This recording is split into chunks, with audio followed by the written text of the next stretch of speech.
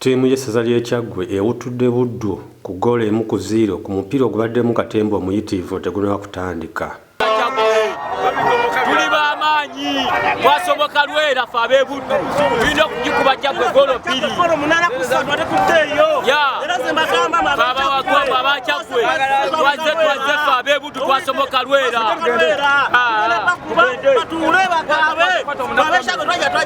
Bannabuddu bakedde mu kibuga ky'e Mukono ne bayisa ebivvulu era buli luguudo lwonna lubadde lugenda ku kisaawe kya Bishop Senior nga lukwatiridde abawagizi b'e Buddu wamu n'ab'e Kyaggwe.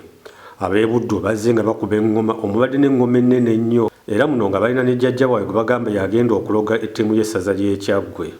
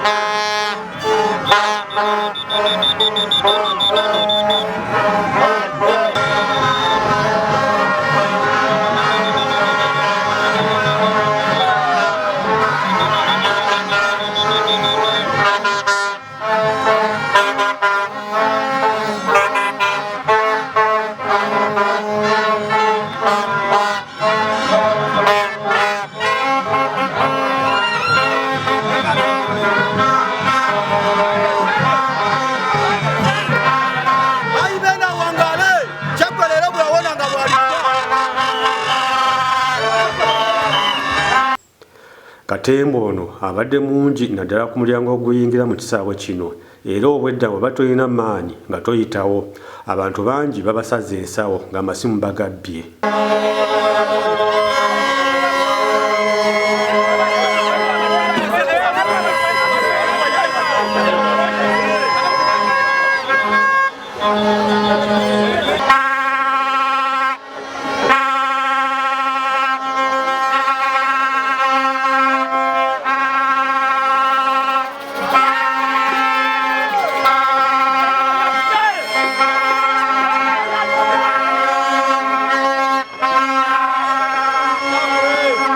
Ttiimu zaaganye okuyingira ekisaawe nga buli omu yeekwasa eddogo era balifuli babaleese okuyingira ekisaawe bonna basse ne balemera ku kalayini buli omu ng'agamba munne yabaasookayo.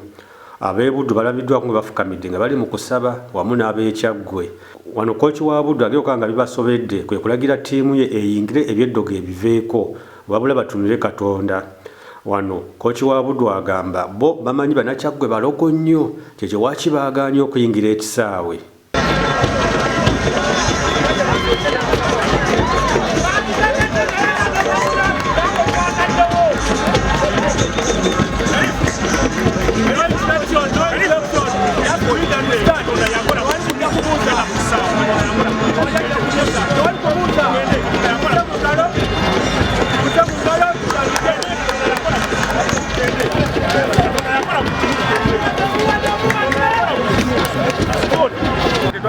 Twekwasiza embeera yabaddewo nti situations ezaali mu geemu yaffe eyasooka nti abasambi abava ku kitundu kino abasomera ku CUCU balwala bye tutategeera so abalenzi babadde basomera kuno badde balina background y'ebintu bye bamanyi era background eyo kitulagidde nti mu ttiimu y'ewaka egaanye okujja okuwoominga ttiimu y'ewaka yaraddewo embeera nti ffe tulina okujja okusooka kulinnya mu kisaawe nekyo kyazze olwa background ebaddewo nti mulimu abavubuka Ofoiroth ne Sharifu basomera ku UCU esangibwa muno Mukono ttiimu ebeesinga wano Mukono bamanyi history ebaddewo bamanyi embeera ebaddewo era abasambi abo bennyini ababiri ne balwala mu geemu eyamulaki eyasooka nti waliwo embeera ebaddewo nti batuganya okuyingirira wali nga balina bye baagala tukole ki tuyite embeera yabaddewo okuva ku ntandikwa n'ebyo si byekwasa si bye bituleetedde okuluzi mu mupiira just tufiiriddwa chances zaffe. Kifaananyi kibi era kitwewunyisizza okubanga abantu bakyakkiririza mu ddogo okubanga zisalawo results. Ekyo kibi nnyo ku ttiimu eya Kyaggwe, kibi nnyo ku ttiimu eya Buddu, era tetukisuubira kuddamu kubanga kyentegeerako mbadde mbuuza match coordinator n'ategeeza nti dakiika 2 ze zisuulibwamu nga start etandise. Ejjukira emipiira gino gibeera ku radio, gibeera ku TV, namuwagizi obudde bwe oba obusi. N'olwekyo singa match coordinator kya reportinga, match coordinator n'agamba nti ttiimu okulu okuyingira mu kisaawe kyaleese omupiira okulwawo okutandika, awo tujja kubonereza.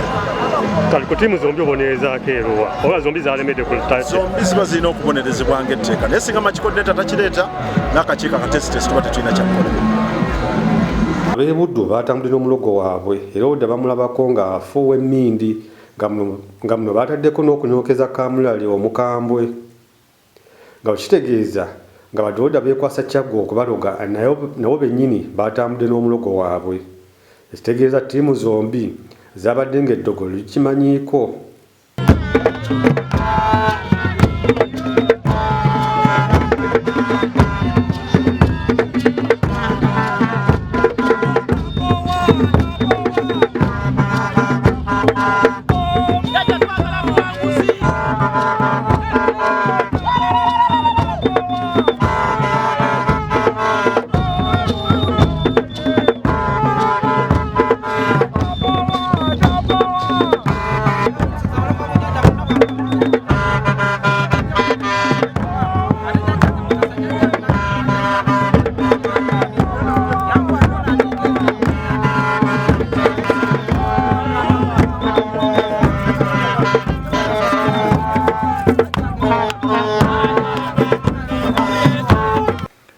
Buddu ne mu kisaawe bazzeemu nga bakuba engoma zaabwe wabula ne Bannakyaggwe ababadde ewaka nabo beda mwe bali museye nga bawaga nga tebakkiriza ba Buddu kubajoogera mu kisaawe kyabwe.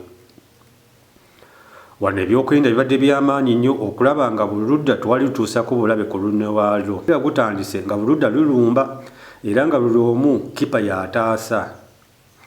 Wano Kyaggwe esobodde okufuna ggoolo ey'obuwanguzi mu kitundu ekyokubiri era abawagizi ne bawaga.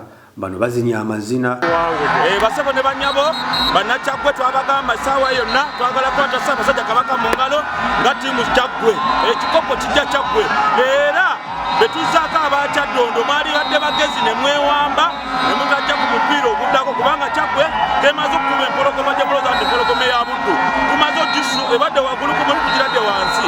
Basebo ne banyabo tubategeeza nti Kyaggwe ku luno erina okukwatasa abasajja Kabaka mu ngalo. Kyaggwe oye! Kyaggwe oye! Mu Kyaggwe ekibugu kya byonna kya traininga mupiira nobanga mulina kooki asobola traininga omupiira ne musobola okuba mukola ki mukompiitinga mu ttiimu ez'enjawulo y'ensonga enkulu.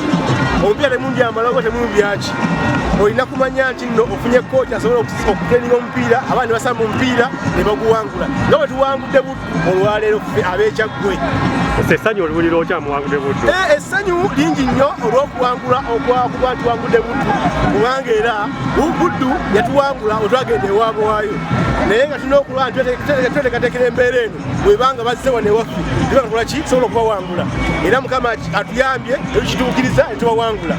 Gwe mupiira ogwo tukikola mupiira ekyo naye competition eza Buganda naye twagala okutwala omwoyo gwa Buganda ogutafa nti ttiimu y'amaanyi omupiira ogusembayo njagala wini mbe nga mpira mu kibinya mpira essanyu y'amaanyi ne bazaba olukiiko abawagizi abazze mu butongole kujja n'abasajja bazanyirira wamu era omupiira gusinze gwa bulijjo so kyo kitufuga emazima simanyi abaana amaanyi bagajjawola buli kimu ne neebaza abawagizi tetukola n'olukiiko nti amaanyi gabadde mangi n'ekibadde kigenda era nze omupiira guno gwozinyukiza omupiira gwe twasamba ebulungi gwali gw'amaanyi nebaza liifali nti balifali atufuye bulungi batusisaamu ko liifali mwebaza nnyo 50-50 nti essaawa yayo falifali bade batufa mubinga Kyaggwe netunyigirizibwa ebikwano bira bitukolesera mu kimu naye neebaza abawagizi ne wini gye tufunye olwaleero nti etugasseko kuba tuli mu kyakubiri tutegeeza omupiira gwe tuzangere okuanya nekyaddondo twagala gwagazi ggoolo emu babbiri wini tweka tuyitawo mu kibinja nga abokubiri okulaba nga tweyongerayo mu maaso. Bano bazinya amazina era abamu bakutte n'ezipipa ez'amazzi ne batandika okutambula nga bebazikuba mu kisaawe. Wano Kyaggwe neeraga amaanyi nnyo.